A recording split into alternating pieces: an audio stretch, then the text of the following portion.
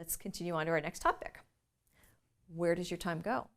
Remember when we discussed that busy day, the day where you jumped out of bed, you worked really hard all day long, and you were exhausted, but you weren't really sure what you did? The best way to know where your time goes is to keep track. You can do this at work, and you might already be required to do so. You can do this at home as well.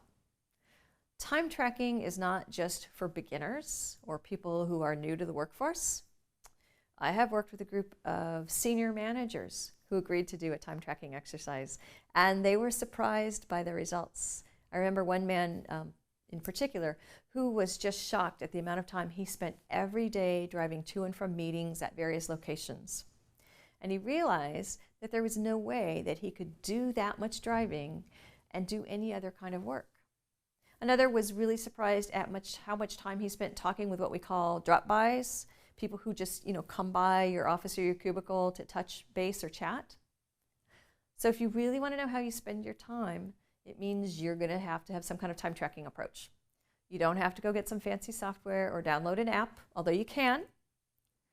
You can do it in a simple table too. 1 week is probably not enough. A month is probably really good. Break down your time to at least 30-minute intervals. And to learn even more, consider tracking yourself in 15-minute intervals.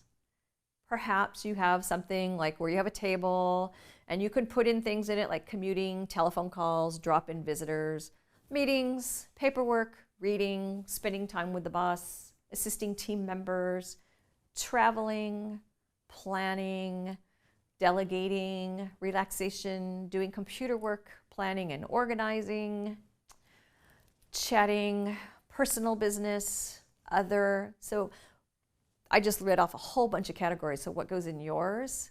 What goes in your table are the categories that make sense to you. And if you don't know, then just get started and keep track and begin to develop the categories as you see what you're doing with your time. Honesty and discipline are the key to learning from your time tracking. Remember, you're doing this for yourself, so no lying.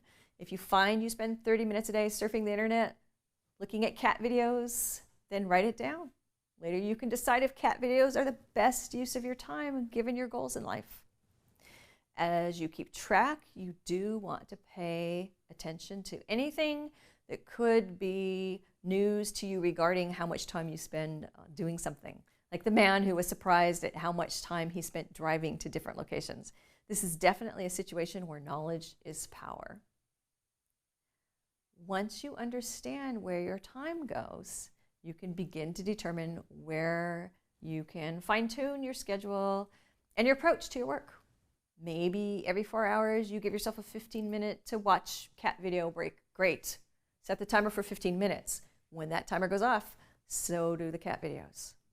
Now it's time to combine your definition of work-life balance with your understanding of how you spend your time, because you only have so many hours in your day, and let's make sure you are planning them well. The concepts we're discussing is called strategic reserve time. And I'm drawing from a book called The Juggler's Guide to Managing Multiple Projects by Michael S. Dobson, to give credit where credit is due.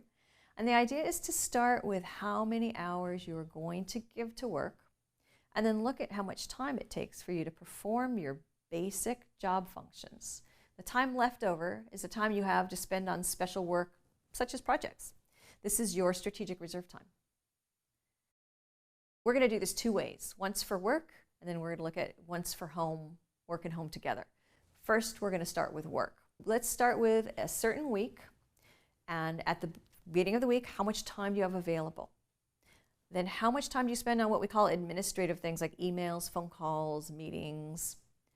How much time do you spend on your regular duties? And do you have any time you spend on catch-up work? And do you typically get special requests? And then basically what you're looking at, let's say you have a week where you have 45 hours available, and you spend 10 hours on admin and 25 hours on your regular, and then 8 hours on other things. That means you've spent 43 of your 45 hours. And then that means you have 2 hours remaining. That 2 hours is what we call your strategic reserve time. That is the time you have to do other things, special projects, things that weren't part of your, again, your administrative, your regular duties, special requests you get from your boss. 2 hours. So you started with 45 hours available. And if you turned and you committed to somebody to work on something that wasn't already in your plan, you only had 2 extra hours. Okay, now let's take this and use personal and work. So let's say personal time is 168 hours in a week, 45 hours for work, 56 hours for sleep, 35 for eating, grooming, breathing.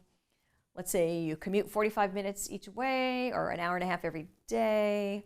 Maybe you spend an hour per week grocery shopping, a half-hour a week for other household activities, laundries, dishes, etc. I mean, I don't know because it's different for all of us, right? So now we want to take a look at your time that you have available after your work week. You're sleeping, you're eating, you're shopping, you're commuting, your chores. Maybe you plan in time for exercise. You plan in time for maybe social. Maybe you do volunteer work. You want to make sure you commit to some family time. And then after all of that, you factor all that in. If you have anything left between your original time and the time that you've allocated, what's left over is your strategic reserve time for both your personal life and your professional life. And so now you want to take a look at each week. How much time do you have to do something new or something different? And if you have no time, is that okay? And if you wind up with a negative number, it means you don't have enough hours in the day, in the week, to do everything that you want to do. And now that means you're going to need to prioritize. Are you going to spend less time exercising? Are you going to spend less time socializing? If this is an ongoing situation, do you want to find a shorter commute? But these decisions, they begin and end with understanding how your time is being spent and how much time you have remaining. How much strategic reserve time do you have to do other things? Some thoughts for you about your strategic reserve time at work. The person you work for may or may not use an approach like this in order to schedule your time and assign your work. So I'm not advocating taking over resource planning from your management. I am advocating awareness on your part as to what it takes for you to do your job. If you and your management disagree, and if you're able to discuss it with them, your findings with them, then good. Some managers will appreciate that you're so aware and self-managing, and some will not. Okay, so before you go on to our next module, take a shot at creating your own strategic reserve time chart. I think you'll be glad that you did.